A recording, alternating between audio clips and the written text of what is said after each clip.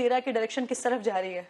तो मेरी उस दिन एक्सपेक्टेशन ये थी कि चौधरी शुजात जो है अपने मेंबर्स को जिस तरह उन्होंने कौमी असम्बली में आज़ाद छोड़ दिया था, इसी तरीके से प्रोविंशियल असम्बली में आज़ाद छोड़ेंगे और उसी तरह की उनकी एक डायरेक्शन जाएगी और वो डिप्टी स्पीकर दिखाएंगे। इसलिए मैं नईम हनीफ से कह रहा था कि वो यूं करके लिफाफा निकालें।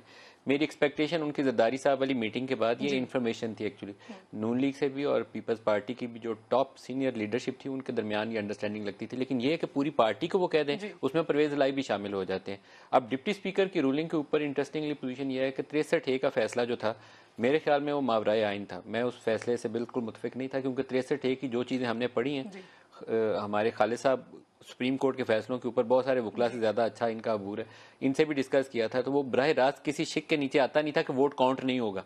वो समझ नहीं थी आती कि ये फैसला कहाँ से आया। बहरहाल वो कोर्ट ने फैसला कर दिया।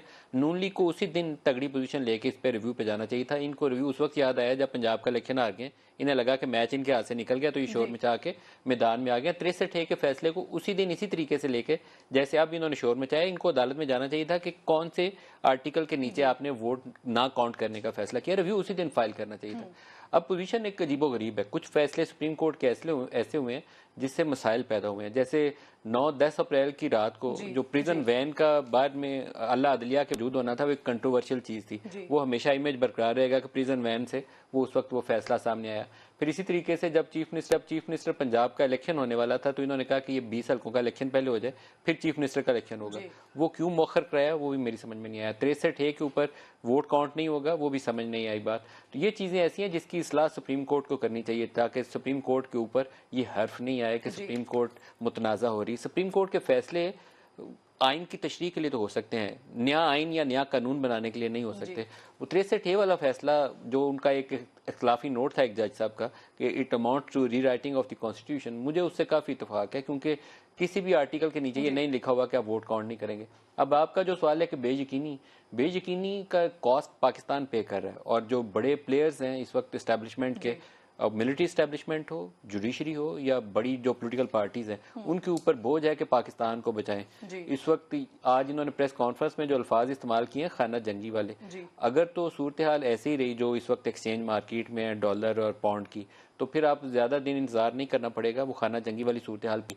दूसरा, हम अपनी डोमेन से बाहर निकलने की कोशिश कर रहे हैं। सुप्रीम कोर्ट आइन की चीज़ों के ऊपर वो फैसले दे रही है जो आइन में लिखे नहीं है। आप सॉफ्ट इंटरवेंशन की बात कर रहे हैं, जो मावराए आइन चीज़ है, आप सॉफ्ट हो या हार्ड हो, कोई कुबू नहीं हो सकता, ना इंटरवेंशन हो सकती है। इनको आप फैसिलिटेट कर सकते हैं टॉक्स को। IMF की जब तक आपकी एग्रीमेंट नहीं होगी, पाकिस्तान के ऊपर डिफॉल्ट लटक रहा है, तो एक महीना सब्र करें, IMF की टॉक्स कंक्लूड हो जाएं, नए आदमी चीफ की तैनाती करें। आपको नहीं, आपसे पूछ रही हूँ, वो जो सॉफ्ट इंटरवेंशन की आप बात कर रहे हैं, बहुत सारे लोग इसको कह रहे हैं कि ऐसा कुछ भी नहीं है, बहुत सारे लोग कह रहे हैं ऐसा है। सर, आपके पास क्या इन्फॉर्मेशन है, ये सॉफ्ट इंटरवेंशन वैसे हो रही है? देखिए, अंसार ने खबर दी है, अंसार ने उसको ख्वाब नहीं आया होगा। बात बंदे होते हैं ना, उनको सोए हुए उठते हैं तो रात को ख्वाब आया होता है तो खबर फाइल कर देते हैं। अंसार बासी ने खबर ऐसे नहीं दी होगी, उसने यकीनन किसी से सीनियर लेवल पे इंटरेक्ट किया होगा, कोई बैकग्राउंड कमेंट किसी ने दिया होगा तो उसने जाके खबर फाइल की होगी। इमरान खान ने इसको रिबर्ट भी किया है। डजंट मैटर, आपको फीलर जब देना होता है आप इसी तरीके से देते हैं। तो अंसार 25-30 साल से रिपोर्टिंग कर रहा है डॉन द न्यूज में, वो बच्चा नहीं है कैसे गलती से खबर दे देगा। मेरा ऐसा कोई ख्याल नहीं है, वो खबर दी गई होगी कि सॉफ्ट इंटरवेंशन, कि हम एक ऐसी कोशिश करेंगे कि जिससे मसाइल का हल निकला है। उनका ये रोल नहीं है जो ये सोच रहे हैं, उनका रोल वही है जो आइन के अंदर लिखा हुआ है। लेकिन पॉलिटिकल प्लेयर्स की एक रिस्पॉन्सिबिलिटी है जो मुझे इस वक्त नजर नहीं आ रही है। आपने अगर IMF की एग्रीमेंट्स को टाइमली कंक्लूड ना किया तो इनमें से जितने लोग फील्ड में सारे कल को पछता रहे होंगे। फिर ये सॉफ्ट इंटरवेंशन नहीं होगी, फिर कुछ और हो जाएगा, आइन वाइन पीछे रह जाएगा। डिफॉल्ट मुल्क पाकिस्तान जैसा अफोर्ड नहीं कर सकता, हम बहुत बड़ा मुल्क है, न्यूक्लियर पावर है, तो दुनिया सारी बंदूकें लेके हमारे सर के ऊपर खड़ी होगी कि एक न्यूक्लियर पावर डिफॉल्ट करने पे आ गया। तो हमारी रिस्पॉन्सिबिलिटी का लेवल पॉलिटिकल लीडरशिप के लेवल के ऊपर मुझे नजर नहीं आया। अब दूसरा इशू आ जाता है कि इंस्टीट्यूशंस का रोल क्या है। इंस्टीट्यूशंस को अब जैसे सुप्रीम कोर्ट के सामने एक जिम्मेदारी है, सुप्रीम कोर्ट को 63A वाला अपना पहला फैसला जो प्रेसिडेंशियल रेफरेंस के ऊपर इन्होंने दिया हुआ उसकी इस्लाह करनी है, वहां से इस बुराई का खात्मा होना शुरू हो जाएगा। लेकिन एक चीज के ऊपर मैं दोबारा कहूंगा कि इस हुकूमत को 1.5-2 माह से ज्यादा नहीं चलना चाहिए। जैसे ही IMF की एग्रीमेंट हो, नए आर्मी चीफ की तैनाती करें। ये दो बेयकीनी है जो इस वक्त पाकिस्तान को परेशान कर रही हैं। उसके बाद एक care taker setup, broader understanding जिसमें PTI शामिल हो, इलेक्शन प्रोसेस के ऊपर केयर टेकर सेटअप बना के निकल जाना चाहिए। साहब, पिछले 7 दिनों से डॉलर मुसलसल रेस कर रहा है, आज भी 230 से अबव हो गया है, स्टेबिलिटी आकर नहीं दे रही है। फिर दूसरी सिचुएशन ये कि अगर पंजाब में जो मौजूदा इनफैक्ट हुकूमत एक्सपेक्ट कर रही है, जिस तरह की वो प्रेस कॉन्फ्रेंसेस कर रही है और ये शायद सॉफ्ट इंटरवेंशन के हवाले से ही वो बात कर रहे हैं, तो उससे महसूस ऐसा हो रहा है कि शायद पीटीआई ये एक्सपेक्ट कर रही है कि उनके हक में कोई फैसला आ जाएगा।